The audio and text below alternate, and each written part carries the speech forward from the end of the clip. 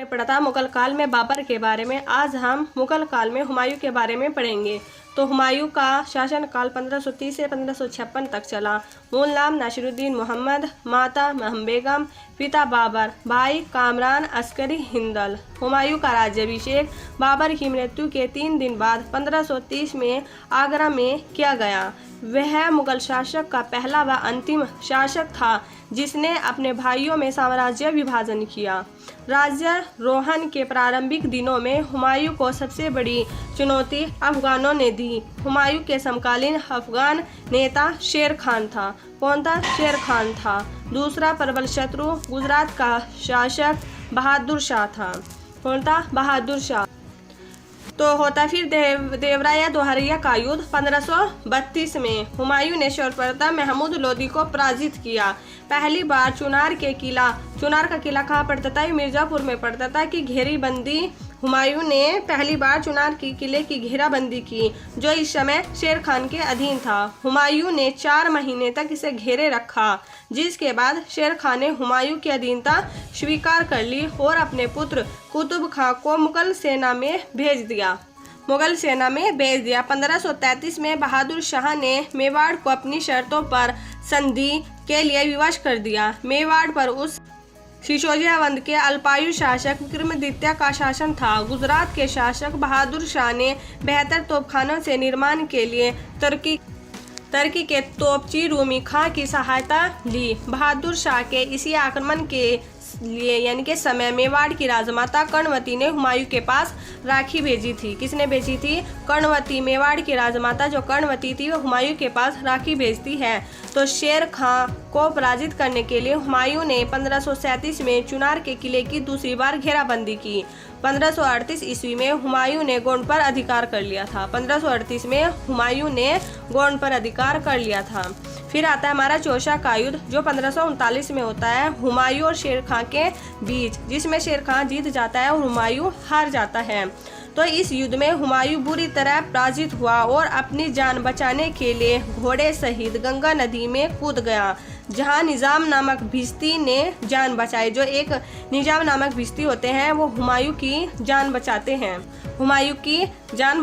हुमायूं ने निजाम को आधे दिन का बादशाह बना दिया कि हुमायूं कहते हैं कि मतलब तुमने मेरी जान बचाई है तो मैं तुम्हें बादशाह बना देता हूँ। निजाम ने चमड़े के सिक्के चलाए। यह युद्ध जीतने के बाद शेर खान ने अपना नाम शेरशाह सूरी कर दिया था। कब रखा था? चौसा का युद्ध जब शेर खान जीत जाता है तो अपना नाम शेरशाह सूरी कर देता है और अपने नाम का सिक्का ढलवाता है और खुतबा पढ़वाने का आदेश देता है।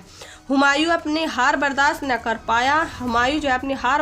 कर पाया और पुनः शेरशाह सूरी पर आक्रमण किया। तो आक्रमण करता है। फिर होता है बिलग्राम अथवा कन्नौज का युद्ध। ये 2 नाम से जाना जाता है, बिलग्राम अथवा या कन्नौज का युद्ध 1540 में होता है। इसमें शेरशाह सूरी और हुमायूं के बीच में होता है।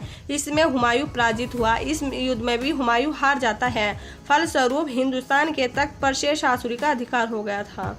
तो पूरे हिंदुस्तान पर शेरशाह सूरी का शासन हो जाता है, अधिकार हो जाता है। इस पराजय ने हुमायूं को 1555 तक निर्वासन में जीवन जीने के लिए मजबूर कर दिया और 15 अक्टूबर 1542 में हमीदा बानो बेगम ने सिंध में अमरकोट के राजपूत राजा वीरसाल के महल में अकबर को जन्म देती है। तो जब अकबर का जन्म होता है, अकबर को जन्म दिया अफगान शासक शेर शाह 1545 ईस्वी में और इसके पुत्र इस्लाम शाह 1533 की मृत्यु के बाद हुमायूं ने पुनः दिल्ली की ओर चल दिया था। तो दिसंबर 1554 में हुमायूं ने पेशावर पहुंचता है और 1555 में बिना संघर्ष के लाहौर पर अधिकार कर लेता है। फिर लाहौर मतलब हुमायूं के अंडर में लाहौर आ जाता है, उस पर अधिकार कर लेता है। फिर आता है हमारा मछीवाड़ा का युद्ध, जो मछीवाड़ा का युद्ध होता है 1555 ईस्वी में होता है। वापस आते समय ही हुमायूं ने सतलज नदी के किनारे एक बार फिर ततार खां से युद्ध लड़ा, जिसमें ततार खां पराजित हुआ और हुमायूं जीत गया। फिर आता है हमारा सरहिंद का युद्ध। सरहिंद का युद्ध कब होता है? 1555 ईस्वी में। तो तत्पश्चात हुमायूं ने सरहिंद के युद्ध में सिकंदर शाह सूरी को परास्त कर 23 जुलाई 1555 ईस्वी में दिल्ली में प्रवेश किया। हुमायूं को हरा देता, शेरशाह सूरी हार जाता है, हुमायूं जीत जाता है। सरहिंद के युद्ध में, तो 1515 वर्ष बाद पुनः भारत का सम्राट बनता है। तो 24 जनवरी 1556 ईस्वी में हुमायूं दीन पन्हा या शेर मंडल स्थित अपने फलस्वरूप में सीढ़ियों से फिसलने के कारण गंभीर रूप से घायल हो जाता है। दीन पन्हा का निर्माण कराता है और इसी की सीढ़ियों से गिरकर हुमायूं की घायल हो जाता है और उसी टाइम इसकी मृत्यु हो जाती है। तो हुमायूं की मृत्यु हो जाती है। तो इतिहास का जो लेनपुन होते हैं वो क्या कहते हैं, इतिहासकार लेनपुन ने हुमायूं जीवन भर लड़ाता रहा और अंत में लुढ़क कर अपनी जान गंवा बैठा, ये लेनपुन ने कहा। ये इतिहासकार है, इन्होंने इनके बारे में ये लाइन लिखी है। अबुल फजल ने हुमायूं को इंसान कामिल की उपाधि से संबोधित किया और बताया कि हुमायूं ज्योतिष में अटूट विश्वास रखता था। हुमायूं ज्योतिष में अटूट विश्वास रखता था। वह 7 दिनों में 7 रंग के कपड़े पहनता था। हुमायूं 7 दिनों में 7 रंग के अलग अलग कलर के कपड़े पहनता था। 2 चित्रकार प्रसिद्ध थे। हुमायूं के काल में कौन 2 चित्रकार प्रसिद्ध थे? 2 चित्रकार प्रसिद्ध थे। एक था मीर सैयद अली, एक था ख्वाजा अब्दुल समद।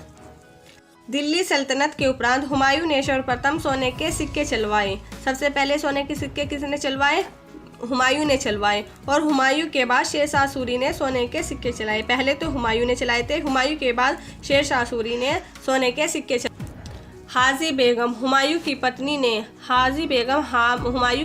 ने हुमायूं के मकबरे का निर्माण किया है, जो दिल्ली में 1564 ईस्वी में करवाया था। हाजी बेगम हुमायूं की पत्नी, क्योंकि हुमायूं की तो मृत्यु हो जाती है, लेकिन हाजी बेगम उसके लिए मकबरे का निर्माण कराती है 1564 ईस्वी में। इस मकबरे का नक्शा मिर्जा गियास ने तैयार किया था। इसका जो मकबरे का नक्शा किसने तैयार किया था? मिर्जा गियास ने। श्वेत संगमरमर से बना यह भारत का प्रथम गुंबद वाला मकबरा है। यह सफ़ेद संगमरमर से बना हुआ प्रथम गुंबद वाला मकबरा है।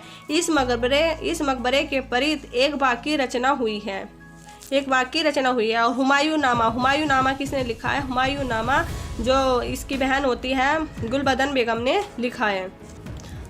फ्रेंड्स, बहुत शॉर्टकट में मैंने आपको पूरा हुमायूं का शासनकाल पढ़ा दिया है। अगर आपको हमारी ये वीडियो पसंद आई है तो प्लीज़ लाइक, शेयर और सब्सक्राइब ज़रूर कीजिएगा। Thank you very much.